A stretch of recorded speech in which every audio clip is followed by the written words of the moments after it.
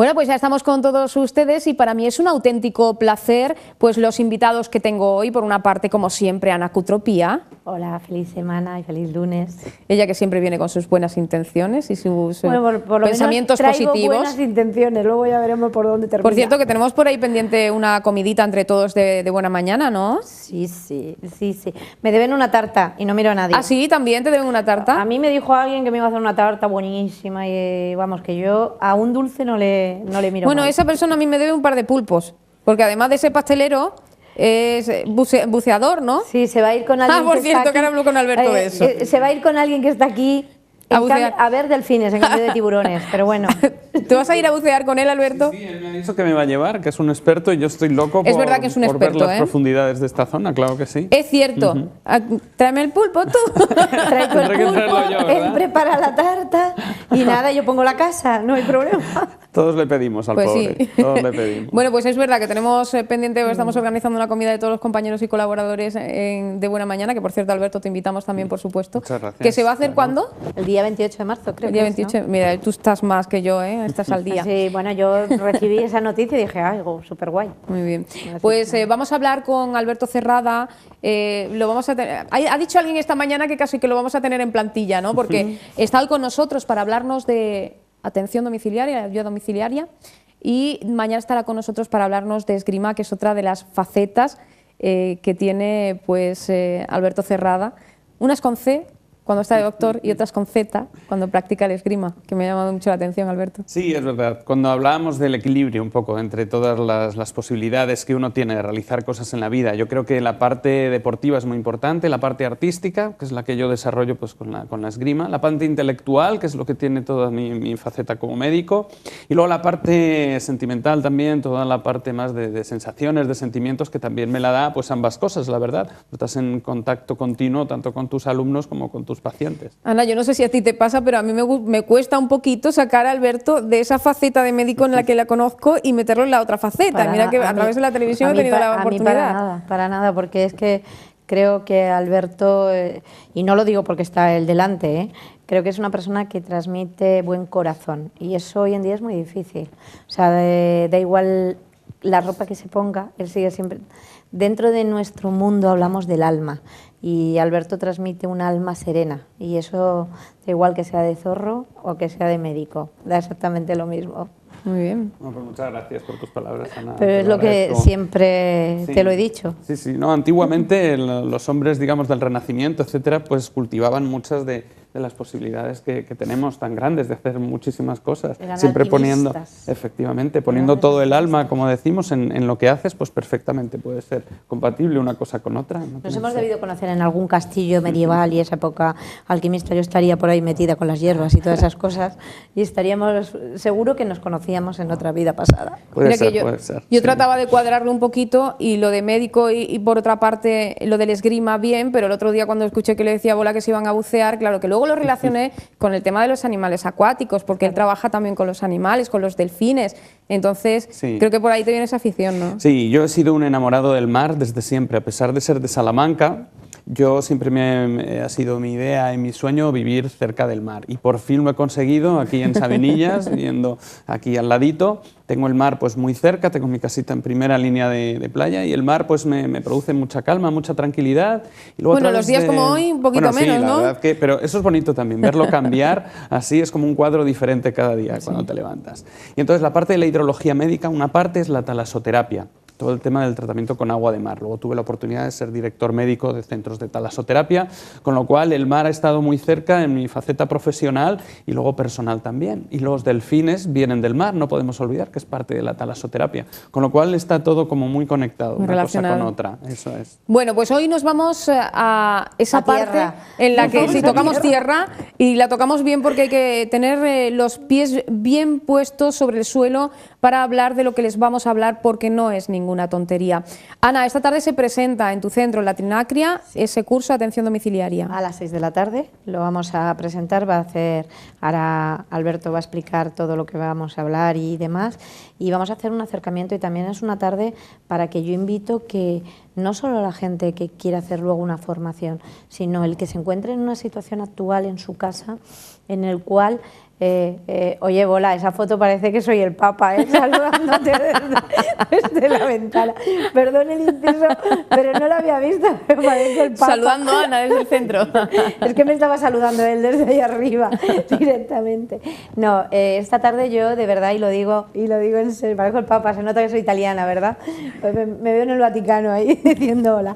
No, a ver, poniéndonos serios en esa parte, sí que tengo que decir que habrá mucha gente que nos esté escuchando hoy y que va a escuchar a Alberto, que se vea con un enfermo o un discapacitado en su casa, y más hoy que las ayudas del gobierno han bajado y que la gente no han desaparecido en muchos casos. No tienen ese apoyo.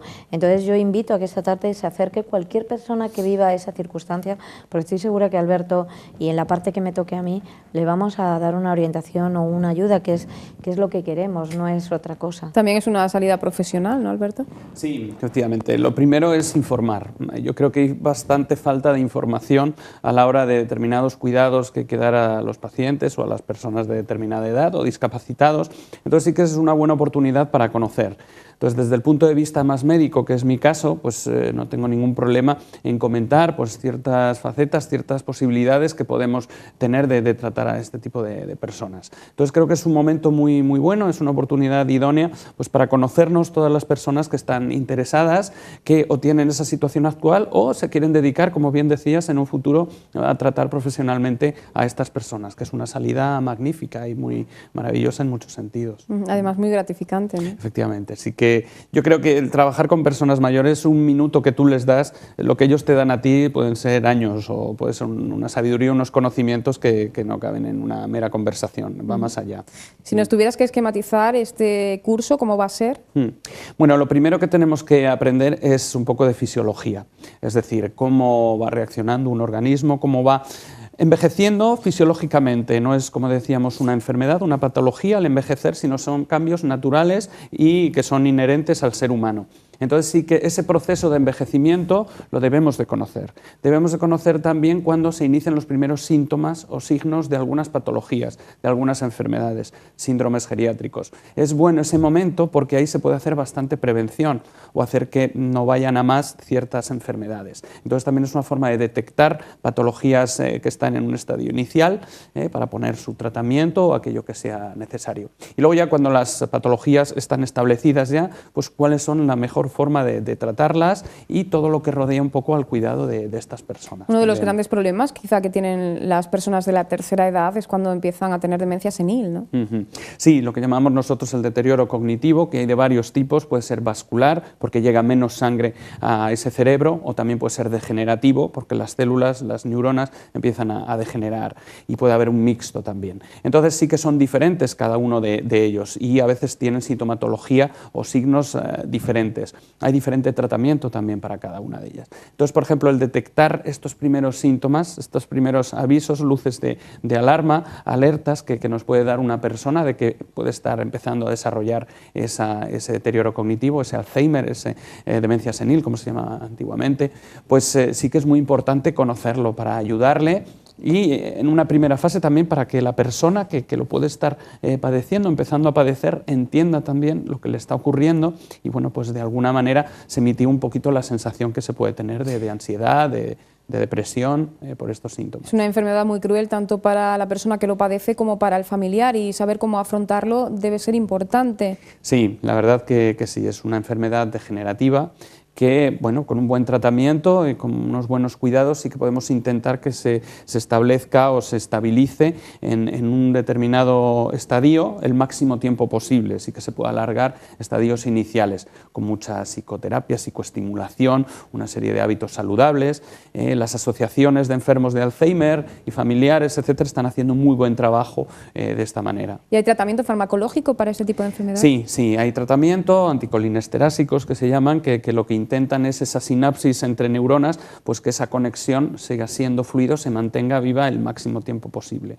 Bueno, hay diferentes tipos de tratamientos. Habría primero que hacer un estudio general, porque quizá no sea una demencia, un deterioro cognitivo, puede ser un déficit de vitamina B o déficit de ácido fólico o una depresión. Entonces hay que hacer un diagnóstico diferencial primero con ese tipo de síntomas que se pueden parecer.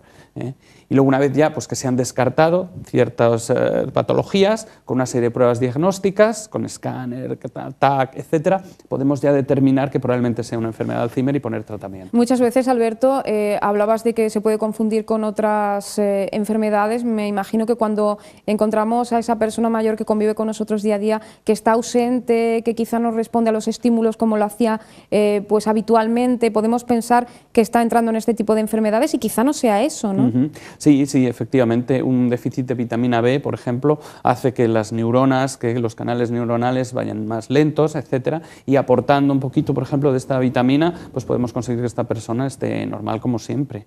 O una depresión inicial, cuando una persona está triste, se pueden confundir esos síntomas también con un inicio de un deterioro cognitivo. Para ello sí que hay pruebas y screenings y test diferenciales que nos dicen pues, con bastante certeza si es una depresión o si que ya empieza a tener signos de deterioro cognitivo. Vais a darle, por lo tanto, nociones a estas personas para que puedan ser capaces de detectar o al menos saber qué hacer ante este tipo de enfermedades. Sí, efectivamente, sí. Ellos sí, se va a hacer pues, una exposición de lo que es esta enfermedad, del por qué se produce, qué es lo que ocurre en el cerebro, en el sistema nervioso central, a nivel fisiológico, y luego sí, algunos tipos de test que puede pasar cualquiera, que más o menos nos pueden dar unas ideas. Luego, por supuesto, tienen que ser examinadas y deben de estar llevados por un médico, por un especialista, un geriatra, un psiquiatra, un médico de familia, un neurólogo, para diferenciar exactamente a qué nos estamos enfrentando y el tipo de tratamiento. Pero sí, los primeros pasos nos puede ayudar mucho la persona que lo esté tratando a esta persona. Fíjate, Alberto, que muchas veces uno de los grandes problemas a los que se enfrentan los familiares de personas con edad avanzada o con enfermedades que les mantienen impedidos en la cama es que nos alarmamos enseguida y los llevamos al hospital, con lo que agrandamos esas ya de por sí colas que se forman en los hospitales. Muchas veces nos alarmamos innecesariamente porque no sabemos. Y también a través de este curso se va a enseñar a estas personas a saber cuáles son los síntomas de esas pequeñas cosas que podemos tratar en casa, ¿no? Sí, es importante, aunque es a veces un poco complicado, saber lo que es grave de lo que no lo es, lo que es habitual y lo que no lo es.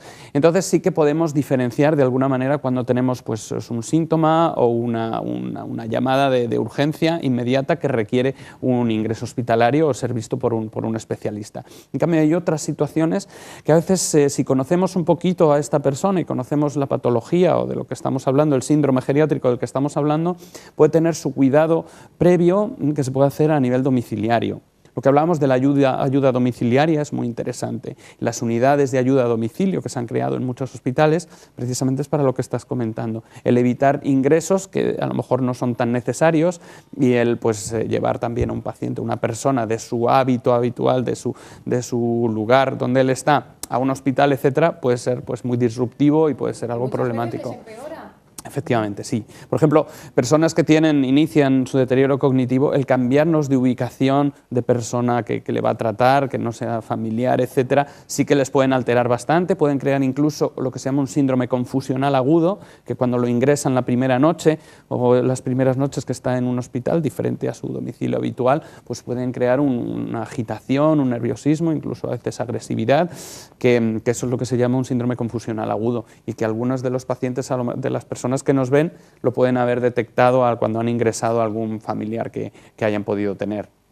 Entonces, pues sí, digamos que la ayuda a domicilio es un poco también de lo que vamos a intentar dar nociones en este curso para que puedan ayudar y para que puedan tener un pequeño pues, tratamiento, primer acercamiento a estas personas. Y luego también vamos a trabajar la parte toda la que te está comentando él. Por ejemplo, hay un tema que es, como él bien decía, la vitamina B es fundamental, un multivitamínico. Muchas depresiones están por un problema de las vitamina B. La falta de vitamina B nosotros es algo que damos mucho en la medicina natural, ¿no? Y luego también está la parte de los miedos.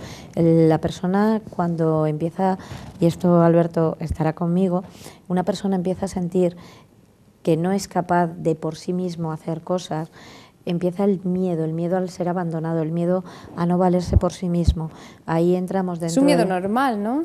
Exacto, pero entramos con las medicinas alternativas, pues ciertas técnicas de esencias florales, ciertos tratamientos que vamos a enseñarle a la persona que estudia con nosotros, no solo cómo identificar ese carácter de la persona que está cuidando, sino su propio estado de ánimo, si está colérico, si está enfadado, si se enfada con la persona que cuida, porque, como bien dice Alberto, hay momentos que las personas enfermas son muy egoístas, entonces llaman demasiado la atención, son como niños pequeños que quieren que todo el mundo esté pendiente de ellos, entonces puede al cuidador sacarle de sus casillas. Pues esas técnicas también las vamos a trabajar, lo que es la relajación, lo que es aprender ciertas técnicas. Vais a hacer un curso complementario, ¿no? Entre lo que es la atención domiciliaria con las terapias alternativas. Con ciertas en este terapias caso. alternativas que se utilizan en la ayuda domiciliaria. Sí, porque fíjate que Alberto nos decía en su día que utilizar las terapias como coayudante a la medicina tradicional es algo muy positivo también para estas personas. Es así. Estoy yo y muchos de los médicos que actualmente tratamos a personas mayores incluso, una de las cosas que intentamos hacer a veces es lo que se llama el lavado farmacológico, de ver exactamente todos los fármacos que están tomando, cuáles son estrictamente necesarios, que por supuesto hay que mantenerlos, y cuáles son aquellos de los que podemos prescindir de una u otra manera. Entonces a veces sustituyéndolo con alguna otra terapia, yo estoy acostumbrado a trabajar con agua. Entonces tengo la constancia de cuando mis pacientes vienen, están una semana con nosotros o varios días, muchas veces los antihipertensivos que ellos toman no los tienen que tomar durante esos días, porque la tensión arterial baja por estas técnicas coadyuvantes que estamos utilizando, con el agua o incluso técnicas de relajación, etcétera. Entonces hay algunas, también. el masaje efectivamente, para las contracturas musculares, los relajantes musculares, hipnóticos sedantes para poder dormir, pues muchos de estos también antidepresivos, incluso si haces un tratamiento largo en un balneario, por ejemplo, pues muchos de ellos a lo mejor sí que se pueden eliminar y hay estudios científicos al respecto. Hay una cosa que a mí me gusta mucho de Alberto, Ana, que nos comentaba la primera vez que vino a hablarnos de la atención domiciliaria, y era que con las personas mayores lo que había que hacer es tratar de tenerlos en su ambiente independiente lo máximo posible, ¿no? Es lo más fundamental de todo. Es que ellos han luchado... A ver, ponte tú dentro de 20 años o 30 años. Bueno, de 20 espero que no. Bueno, 20, ¿por qué? Ponte 20 años. Pero dentro de 20 años yo creo que seré todavía joven como para no tener 20, problemas. 30, bueno, es que yo soy más mayor que tú, entonces yo dentro de 20 años ya tendré 72, entonces, vale. Bueno, ya tengo una edad madura, que se llama. Claro, lo miro desde mi punto, pero ponte que has trabajado toda tu vida, que has luchado, da igual que tengas una propiedad o no tengas una propiedad, pero has luchado para una independencia. Y de repente vives en 50 metros y sabes dónde tienes tu azúcar, dónde tienes tu ropa, dónde está tu frasco de colonia. Sales con los amigos de siempre. Exacto, llamas a tu amiga, la vecina de al lado, para echar tus cartitas por la tarde y ver el cotilleo o lo que te apetezca, Pues pero sí. Charlas. Y de repente le sacas a esa persona de ahí y le llevas, con todo mi respeto, que cada uno sabe por qué lleva a sus familiares a la residencia. Yo tengo la norma... no lo sé. Mira, yo tengo la norma de respetar a todo el mundo. Yo no lo he hecho, porque de hecho mis padres, su vejez fue conmigo, y mi padre los 9 años de viudo lo vivió con nosotros, y por eso vivió 9 años. Es que yo te pego si llevas a tu padre a una Sí, residencia, vamos, yo todavía le echo de menos. Una persona muy especial, el padre de Ana. Sí, Estaba enamoradísimo de esa persona. Pero era porque era un seductor italiano que os enamoraba a todas. Pero sí, es que mis amigas iban a hablarle a él, a contarle sus penas, con eso te lo digo todo. Entonces, yo soy de la persona, mentalidad siciliana, de la persona mayor tiene que estar con nosotros y tiene que estar en su círculo de familia, pero eso no quiere decir, yo respeto a todo el mundo que tome una decisión de llevarlos a una residencia, porque nunca sabemos lo que pasa en una casa. Sí, está claro. O sea, yo no juzgo a nadie porque lleve a sus padres a una residencia, porque yo realmente no sé lo que está pasando en la casa. Sí, pero que por favor, cuando lo hagan por comodidad, yo rogaría encarecidamente que por comodidad no se puede llevar a un padre a una residencia. Ya, pero la vida de cada uno es muy particular, de verdad. Yo te lo digo y Alberto estará de acuerdo conmigo. Hay que saber qué ha pasado en esas vidas, ¿eh? Es que hay que saber muchas cosas. Sí, hay a veces que hay indicaciones realmente médicas para que esta persona esté en un ambiente diferente frente al domicilio. Cuando ya son necesarios ciertos cuidados de enfermería o ciertos cuidados médicos bastante frecuentes, diarios prácticamente, pues hay veces que para movilizaciones, a lo mejor es que ya es imposible movilizar, entonces esa persona empieza a hacer llagas o úlceras de presión, etcétera. Y aunque toda la familia, aunque todos tengan sus conocimientos y lo intenten al máximo, pero a veces ya sí que en un centro donde hay gente más especializada, a veces es difícil tener a nivel domiciliario. Ahí cada persona, cada problemática es diferente. Es que es un mundo. Es diferente. Y a veces uno ya llega a un límite que ya es muy difícil mantenerlo. Yo tuve a mi padre parapléjico de cintura para abajo hasta que pudo, tardó 9 meses en poder volver a andar poco a poco, y nosotros nos lo comimos y nosotros nos lo curramos. Mi marido, que en eso estaré siempre agradecida infinitamente a mi marido, y mi hija, entre los 3 lo llevamos, y nuestros perros. Es que le apoyaban allí todo el mundo. Y volvió a andar. Llevaba su bastón, pero volvía a andar, arrastraba sus pies, andaba, conducía, se movía. Y el médico me lo decía, el amor es lo que ha hecho que se levante y que camine, que luego cada uno sabe su historia. Yo conozco gente que tiene familiares con Alzheimer y es imposible tenerlos en casa a partir de es que hay ciertas enfermedades, ¿no? A partir que de son una muy edad, complicadas. Eso requieren tratamiento. A partir de un momento es imposible que una persona claro, con Alzheimer, cuando ya ha perdido todo, que no recuerda nada, y es muy duro. Es que también hay que entender, por eso te digo, Ana, y tú sabes que intento ser bastante justa, cada uno sabe lo que pasa en su casa. Sí, pero mira, Ana, yo era una niña, creo que tenía 16 o 17 años, y tenía una amiga que iba a visitar a una persona mayor que estaba en la residencia Virgen del Carmen. No era familia de esta amiga mía, pero ella iba a visitarla.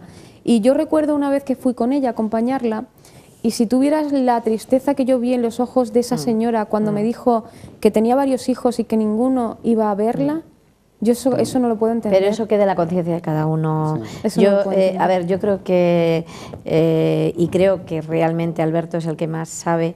Alberto habrá visto muchísimos casos porque él es especialista en geriatría. Se ven muchas cosas. Yo he visto a mi madre con mi abuela con demencia senil y tenía 2 enfermeras, una por la mañana y otra por la tarde, y nosotros salíamos del colegio y lo primero que hacíamos era ir a ver a mi abuela a su casa. Es que depende también de cómo te eduquen, de la formación y, además, y de todo. Dentro de una misma enfermedad las posibilidades de desarrollo son diferentes y cada persona evoluciona de una manera diferente aunque sea la misma enfermedad. Por eso yo creo que debemos de tratar las personas y no las enfermedades o las patologías, ¿no? Y entonces sí que hay, por ejemplo, hay fases del Alzheimer que son difíciles de tratar. Por ejemplo, para el aseo muchas veces no puedes limpiarlos prácticamente. Entonces necesitas a alguien que te pueda ayudar. A lo mejor en tu casa no tienes la ducha, no tienes los acondicionamientos suficientes para ello. En otro tipo de centros se puede realizar. Y luego, concretamente, el deterioro cognitivo, el Alzheimer van pasando por diferentes fases. En una primera ellos sí que se dan cuenta de lo que está ocurriendo, que es la peor probablemente. Luego, evolucionando en el tiempo, va habiendo una regresión, van volviendo a ser como niños. ¿Llega un momento que son felices? Sí, llega un momento que son como bebés. Claro. O sea, van hacia atrás, hacia atrás, hacia atrás. Van olvidando todo. Hasta que llegan al momento de ser bebés y necesitan los mismos cuidados que un bebé. Entonces un bebé, ¿qué es lo que nota a su alrededor? ¿Qué es el cariño, el amor, la sonrisa, el abrazo, la caricia? Todo eso, pues ellos son iguales. Entonces sí, en esa fase sí que el nivel de comunicación, los canales que se deben de utilizar ya son diferentes al verbal, a las conversaciones, etcétera. Y son como bebés, como niños, efectivamente. Y luego, una cosa que yo quiero decir también, que no todo el mundo está preparado para tener un enfermo en su casa, ¿eh? Que eso también hay que tenerlo en cuenta. Yo lo he visto como voluntaria de la Asociación del Cáncer, no todo el mundo está preparado para tener un enfermo en casa. Hay personas que viven un verdadero infierno viendo a su familiar enfermo y no lo pueden soportar. Y no lo pueden soportar porque solo el hecho de pensar que esa persona se les va, que esa persona se muere, que esa persona está sufriendo, el familiar no puede. Ana, entonces hay que entender cada postura. Pero pasan muchos años antes de que una persona fallece. Estamos hablando de una persona que va envejeciendo poco a poco y que vamos a llegar a ese punto, todos. Y yo quiero ser una vieja adorable, ¿eh? Todos vamos a llegar a ese punto. Que nadie se olvide que tarde o temprano llegaremos al mismo que está padeciendo nuestro familiar.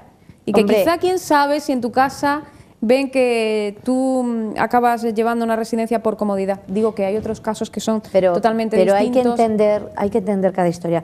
Que sí, que estoy de acuerdo contigo que hay gente que es muy egoísta y demás, pero hay otras historias de verdad, créeme, Ana. Sí. Y cuando haya historias justificadas, pues yo lo entiendo. Y Alberto me dará la razón.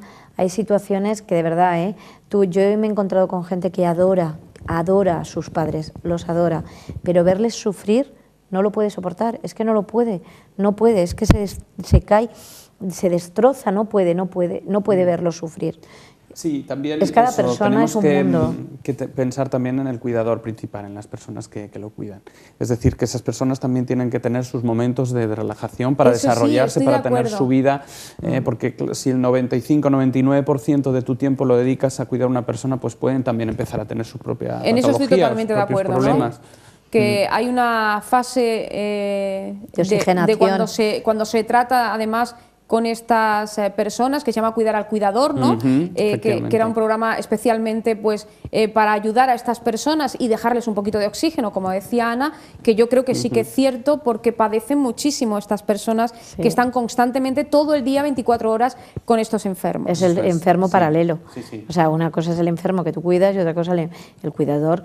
De hecho, mira, en la Asociación, por ejemplo, del Cáncer, cuando vamos a paliativos, nos cambian cada semana. O sea, y nos cambian entre nosotros. Para que no se encariñéis. Para que no nos encariñemos, para que no suframos. Y es imposible, Ana. Eso es imposible. O sea, yo personalmente te digo, yo a mis niñas, y digo mis niñas porque en el taller que hacía en la asociación aquí en Marbella, tenía un varón, todo lo demás eran hembras. Para mí, y yo lo repito y lo repito y lo repito mil veces, yo nunca he sentido, sin que se ofenda a nadie, tanto amor y tanto cariño como cuando yo entraba por esa puerta en la Asociación de Marbella. O sea, ese cariño, ese respeto, porque además son gente que todos los días te dan una lección, porque han sobrevivido o bien al cáncer o bien han sobrevivido a ver sufrir a alguien de su entorno o perder, lo que es peor. Entonces, te dan lecciones todos los días y lo entiendes, y allí, en ese sitio, yo veía que había gente que estaba preparada para cuidar y había gente que no podía cuidar a su familiar, y que eso no quiere decir que no le quisiera, que a lo mejor sufría mucho más por no tener ese valor de estar al lado de su familiar enfermo. Por eso es importante este tipo de cursos, para que cualquier persona que le pueda interesar este tema pues tenga ciertos conocimientos y que a lo mejor luego profesionalmente quizá no se dedique a ello, pero puede ser una actividad muy fructífera, muy gratificante, el ir a visitar personas con problemas, hacer visitas domiciliarias, etcétera. Nosotros, nuestra unidad que teníamos en Madrid, por ejemplo, salíamos, el médico, salía una enfermera, el auxiliar y el conductor, entonces subíamos a la casa normalmente, teníamos cada semana un paciente o cada 15 días, dependiendo, y la verdad que esa familia o esa señora o ese señor estaba encantado el día que llegábamos. Lo tenía apuntado ahí en su calendario, nos sacaba pastas, nos sacaba su café, etcétera, nos contaba todo lo que había ocurrido esa semana. Entonces, hacer la parte más médica era lo que menos importancia tenía, ajustarle un poco el tratamiento, la parte ver cómo más tenía humana, ¿no? la serie. Eso, pero ellos necesitaban y estaban esperando a que llegase esa gente que se interesaba de alguna manera por ellos, para contarles cosas, etcétera, que es un poquito también el objetivo de estos cursos, claro. Y Alberto, otra de las cosas que también tenemos que tener en cuenta es que cuando las personas llegan a mayor y tienen una enfermedad, los enfermos sabemos que se vuelven un poquito egoístas, ¿no? Y que también muchas veces cargan sobre ese familiar que les quiere y les cuida. Sí, se proyectan muchas de las frustraciones, las ansiedades, etcétera, aquellas cosas que no han podido realizar, no pequeños problemas que puede haber habido en un pasado, que hay que entenderlo también. Ahí es una forma de también entender el envejecimiento también de una persona. Y como hablábamos, sí que hay proyectos y programas de descanso para el familiar. Antiguamente, bueno, se sigue haciendo el termalismo social, cuando iban a los balnearios las personas mayores, que yo he tenido que tratar a muchas de ellas en mis balnearios. Es una maravilla, porque están 10 días, una semana allí. ¿Se han suspendido los programas de este tipo? Se siguen realizando, pero sí que los recortes han limitado bastante un poco en los balnearios. Entonces, sí que ellos van allí, incluso a veces sus cuidadores también tenían posibilidades de ir, o iban con ellos o podían ir aparte. Había también otro programa para los cuidadores. Es una semana, 10 días, donde se dedican un poco a ellos mismos, a su cuidado, sus masajes, sus tratamientos, y es desconectar un poquito del problema también, de estar en otro lugar diferente. Otro de los asuntos importantes a la hora de tratar a una persona que ya llega a una cierta edad y tiene determinado tipo de enfermedades es la alimentación. Me imagino que también le daréis algunas nociones con respecto a este asunto, ¿no? Claro, sí, fundamental. Sí. La alimentación es fundamental porque tú solo tienes que llegar a las Navidades y ver las mesas familiares a los mayores, cuánta comida les meten para Navidad. Si el mayor justamente tiene que cenar muy pronto, a las 7:30, 8, y muy ligerito, su comida principal puede ser la mañana, y el mayor tiene que comer varias veces al día.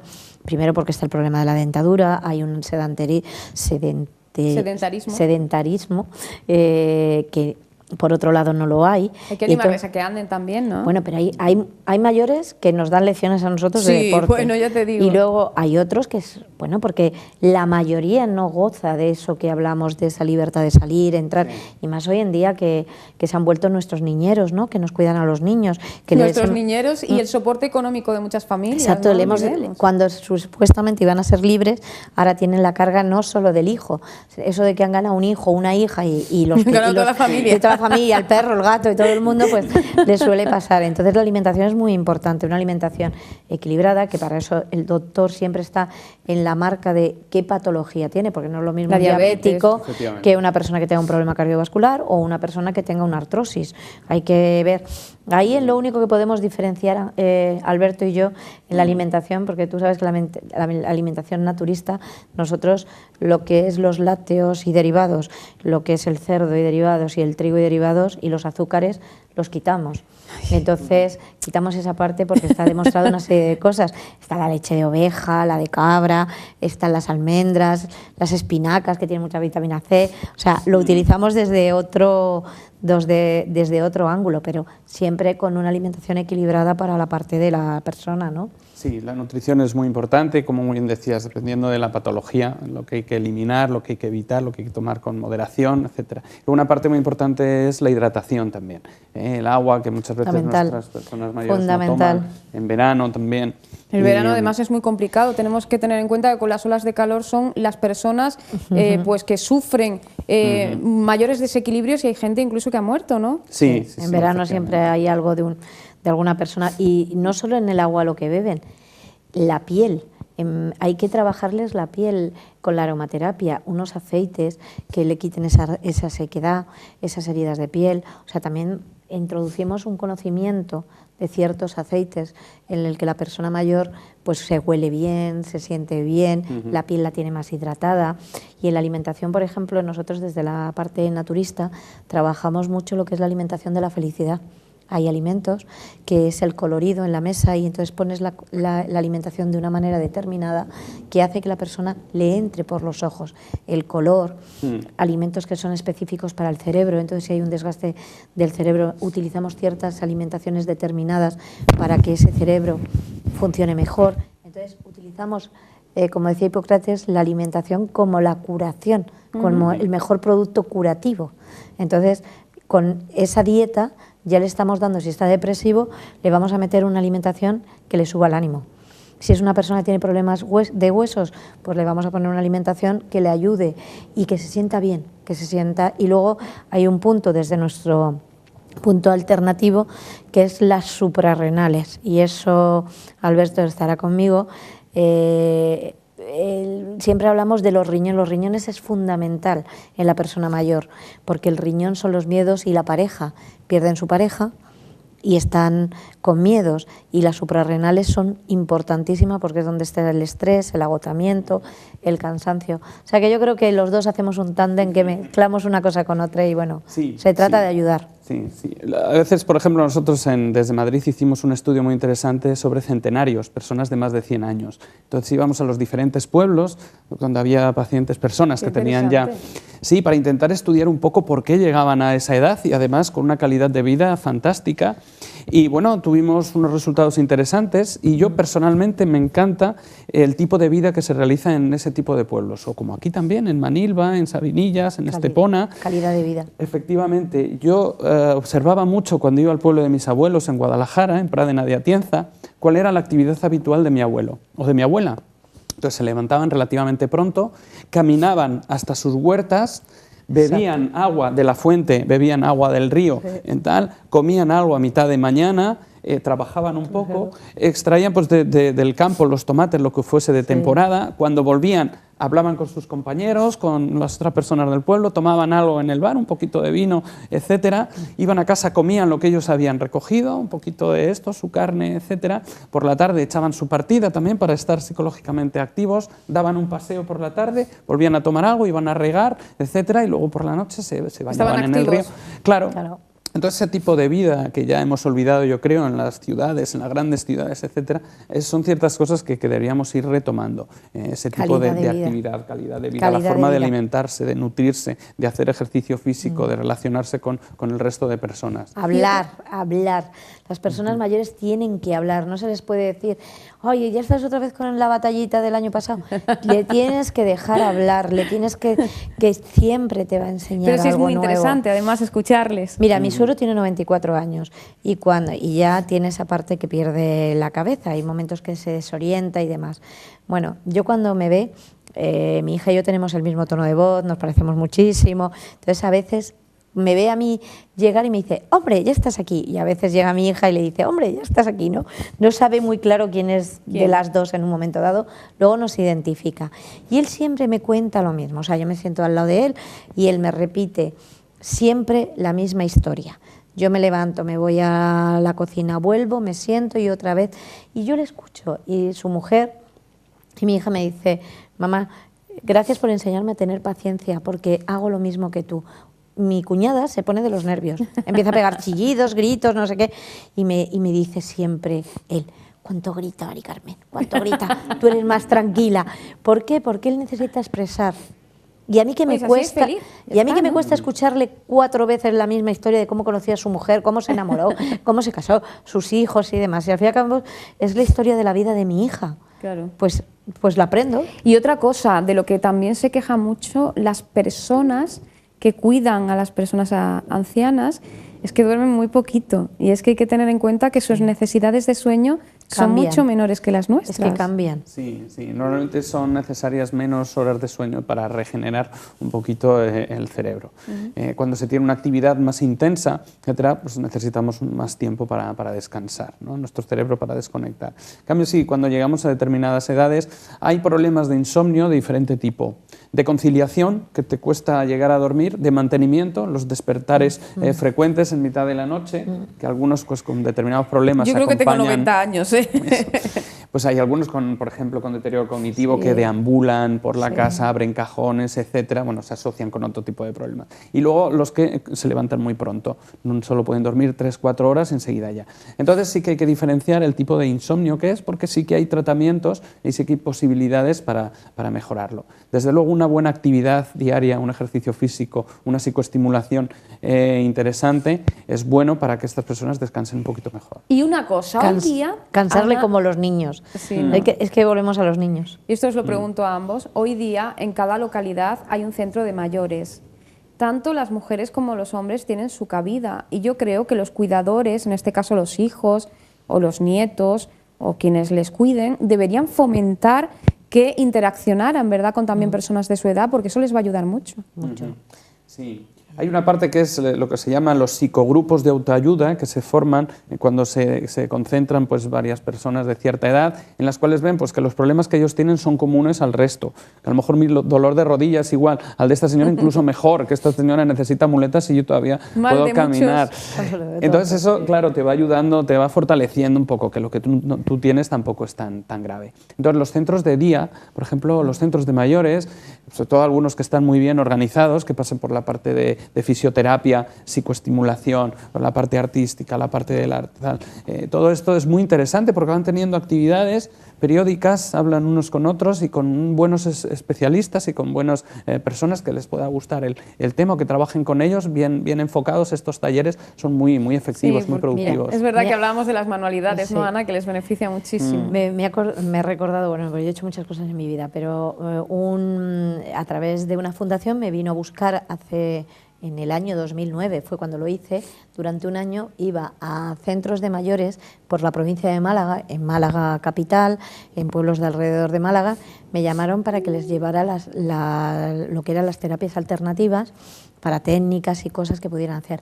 Mira, era maravilloso llegar allí, porque es que me esperaban, iba una vez a la semana, iba allí, hacíamos mandalas, coloreábamos, les enseñaba una serie de técnicas, les explicaba cositas y me querían, era como tener muchos abuelitos de repente, pero sobre todo a mí lo que más me emocionó fue una persona, era una señora que llevaba al centro de día a su hijo, que era discapacitado. Había tenido, en el nacimiento le había faltado aire, oxígeno. Y se había quedado con un retraso muy fuerte. Bueno, pues ella lo traía, era grande, enorme, porque suele pasar, que son muy grandes y demás, y él no hablaba ni escuchaba a nadie ni demás. Y por algo mi voz a él le llamaba la atención y le gustaba. Entonces, cuando llegué allí, pues yo me puse, le di 2 besos, me puse con él, me puse a colorear al lado suyo, le hablaba. Y entonces, bueno, pasó una semana, yo volví, y cuando volví me dijo, llegó la hermana, no era la madre, era la hermana, me vino y me dio un abrazo muy fuerte y me dice, gracias, mi hermano hacía como 4 años que no prestaba atención a nadie. Y a ti, me dice, porque él medio hablaba alguna cosilla, decía, ¿cuándo viene la maestra? Y entonces cuando me veía llegar, era como un niño pequeño en el cochecito que se emociona y se pone encantado. Y para mí eso, a ver, si tú me hablas de la gratificación de mi vida profesional, la Asociación del Cáncer, la Asociación de los Centros de Mayores, eso es lo que a mí me llena profesionalmente, el cariño y el calor, que parece que hacemos 4 tonterías, hacemos nada, pero estamos haciendo muchas más cosas de lo que imaginas, ¿no? Sí. Y esa es la parte bonita. Sí. Las manualidades, además, desde el punto de vista médico y de fisioterapia, nos interesa mucho el movimiento intrínseco de los dedos, etcétera, la coordinación, la conexión entre músculo y cerebro, etcétera, todo eso es importante. Y la musicoterapia, por ejemplo, también, todo el estímulo con música, a ellos, como es uno de los recuerdos que más tienen de su primera parte de la vida, identifican mucho la música. Nosotros teníamos en Madrid, por ejemplo, que allí se estila mucho la zarzuela, etcétera. Cuando entramos en algunas habitaciones, claro, de Alzheimer. Se nota que me he educado en Madrid. Claro, a veces en vez de decirles buenos días, porque no te escuchan, tienen problemas de oído, porque no entienden y tal, les cantábamos algo, una zarzuela típica de allí. Alberto, eso quiero verte yo, todas, sí, Alberto, sí. Eso no me lo pierdo pues, yo cantando zarzuela. Claro, es lo que decimos, de encontrar canales de comunicación comunes. Entonces ya veías como todos abrían los ojos y estaban atentos, incluso empezaban a tararear, algunos que no habían hablado nunca, pero la parte musical la tienen memorizada, identificaban esas notas, esa melodía. Y les despierta. Les despierta, están mucho más atentos a cualquier cosa que puedas hacer. Es que son una niños, estimulación. es que son niños con sabiduría que todavía nosotros no tenemos. Entonces debemos aprender de ellos. Yo es que una sonrisa y una mirada con un brillo especial, eso vale más ternura, que nada. La ternura que tienen en los ojos. Y cogerte la mano, que te tocan. Es como te agarran, ¿no? Como diciendo, no te vayas, quédate aquí, ¿no? Y hay una cosa, Alberto, que también tú que tienes experiencia como geriatra que eres, muchas veces el cuidador que ejerce directamente, ¿no?, que cuida a esa persona, es la que lleva todo el peso, e incluso muchas veces cuando es una familia, hay nietos, hay un matrimonio y, por ejemplo, ella se dedica, que tradicionalmente es así, a cuidar a su padre o a su suegro, o a su madre o a su suegra, y el resto de la familia no se implica en el cuidado y no se implica tampoco en hacer sentir mejor a ese mayor, cuando en realidad debemos tener en cuenta los beneficios que también tiene para los nietos cuando son pequeños el contacto con el abuelo, ¿no? Sí, sí, además hay estudios hechos a nivel de Estados Unidos, se han hecho multitud de estudios con la terapia asistida con animales, lo bueno, lo beneficioso que es la relación con animales, y luego hay unos muy curiosos también hechos entre niños y personas mayores. Entonces se ve que es beneficioso para ambos, para los dos grupos de edad. Entonces se veían que el niño se estimulaba mucho más, aprendía con mayor facilidad cuando le contaba una historia a una persona mayor que había estado en tal acontecimiento, en una guerra, etcétera, que cuando se lo contaba un profesor o con un libro de historia, un libro de texto. Eso era algo que se te iba quedando en la memoria y que se rellenaba una serie de anécdotas, de datos que los hacían recordar y vivirlo de otra manera. Es que podemos hacer un ejercicio nosotros mismos. Hace unos años no estaba tan de moda llevar a los abuelitos a la residencia y se quedaban en casa hasta que fallecían. Si echamos la memoria atrás, muchos de nosotros seguramente tendremos esos momentos tiernos con nuestros abuelos y son momentos que no se olvidan, ¿no? Sí, cierto. Hay un estudio, yo ahora lo estoy recordando, muy bonito, muy interesante, que era sobre la calidad de la piel de las personas mayores. Y habían descubierto que en algunas personas mayores su piel tenía más fibroblastos, estaba más desarrollado, tenían menos envejecimiento, más cantidad de agua. Hicieron una correlación entre que los que tenían nietos que venían a visitarlos tenían mejor la piel de la cara. Y era porque los nietos les daban besos cuando les veían, les acariciaban, y esos son estímulos. Claro. Provoca una vasodilatación, Qué mayor bonito. cantidad de sangre, de oxígeno, y esas células se mantenían vivas por más tiempo. Entonces tenían mejor calidad de piel, por ejemplo, las personas que tenían nietos a los que besaban, abrazaban, Es etc. curiosísimo, Sí, ¿no? sí, se hizo un estudio completo al respecto, sí, sí. Bueno, tenemos muy pocos minutos, solo para recordarles que hoy a las 6 de la tarde en el Centro La Trinacria en Estepona se presenta este curso del que le hemos estado hablando. Ana, cualquier persona que quiera se puede acercar. Esas puertas abiertas, y vuelvo a repetir, se puede acercar aquel que quiera informarse sobre el curso, pero se puede acercar cualquier persona que esté viviendo esta circunstancia y quiera preguntarnos, porque también luego haremos pequeños talleres de 4 horas, de 3 horas, para ir introduciendo pues trucos, pues, por ejemplo, Nociones. para levantarles de la cama. O sea, queremos llegar a las personas. Es que este curso puede ayudar muchísimo. Sí, pero aparte es que no solo ayudar muchísimo, es que tú te vas a sentir bien, te vas a sentir útil y te vas a sentir que compartes con otras Y vas personas. a saber que estás cuidando bien a esa persona que tienes a tu cargo, y además te va a servir también para descongestionarte un poquito, ¿no? No sé, es que yo creo que es tan bonito escuchar a nuestros mayores. Yo, como he criado a mi hija, a mí me criaron con mis abuelos, y, o sea, el contacto total con mis abuelos, e incluso mi abuela, que era de Italia, o sea, era obligado el contacto con mi nonna. Pero mi hija, es que nosotros, mi marido y yo, decidimos desde siempre que ella tenía unos orígenes que eran sus abuelos, tanto paternos como maternos. Y ahí está en Madrid con sus abuelos paternos. Tú vas a ser una abuela, Ana. Yo sí, yo me lo pido. Increíble. Yo le he dicho a mi hija, y lo digo aquí públicamente, que soy una nonna, primero que voy a ser una nonna en italiano, nonna. Una nonna divorciada. ¿Qué es una nonna divorciada? Cada 15 días me tocan los niños. Tu Yo marido el está viernes temblando cojo a ahora los mismo niños, me los preguntándose cojo, se qué los es. devuelvo el lunes en el cole, con uniforme y con todo. Yo quiero disfrutar de esa parte de abuela. Oye, Quiero pero disfrutarlo al 100%. Con el ritmo que tú llevas, yo lo veo bastante complicado. No, yo tengo Porque tiempo. yo no creo que tú te vas a jubilar a los 65. No, yo me moriré en mi mundo laboral, o sea, eso tengo claro. Yo he venido a esta vida para vivir, no para de repente volverme... Estamos hablando de darles vidas a los mayores. Yo quiero ser una yo quiero ser una viejecita maravillosa, tendré, mi tobillo me fastidiará más, porque con los años me fastidiará más, pero hay unos bastones con mariposas preciosos y divinos. Me voy a poner me voy a poner un poncho de colorines, una gorrita ahí mumona yo, y voy a ser una persona mayor encantadora de la vida, sonriente y demás. Voy a ser deliciosamente Yo voy a ir a deliciosa. visitarte. No sé, yo me moriré el día que me toque morirme, pero haciendo algo. Yo de eso de un rincón sentada, como que no. No, ¿verdad que no, Alberto? Que no se me nota, ¿no? Solo una Luego que cosa no. más, Alberto, tú que has tratado con gente muy mayor, ¿es verdad que se produce quizá una ruptura cuando se jubilan, dejan el trabajo y la actividad que han tenido a lo largo de su vida cesa? Sí. A partir de ahí, ocupar su tiempo es muy difícil. Sí, es que eso en principio no es fisiológico, no es natural.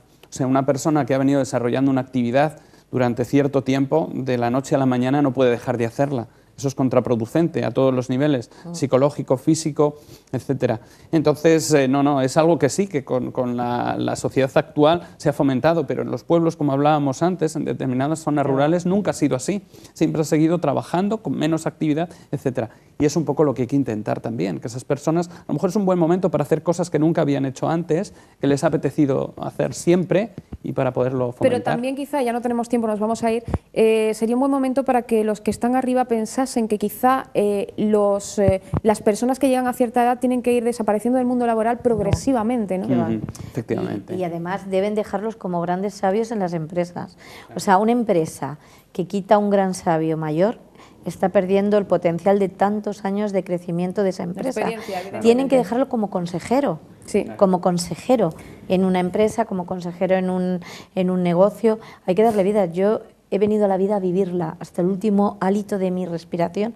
Tengo que vivir y no voy a permitir que nadie me la Ahí estará paralice. Ana con su poncho de colores, dando guerra hasta el final de sus días. Ya me verá. Ana, muchísimas gracias por habernos acompañado. Gracias a ti, como Alberto, siempre. muchísimas gracias. Mañana te vemos a las 12 para hablar de Perfecto, esgrima. aquí estaremos. A todos ustedes, muchísimas gracias por habernos acompañado. Ya saben, mañana a las 10:30 tienen de nuevo una cita con nosotros. Que tengan buen día.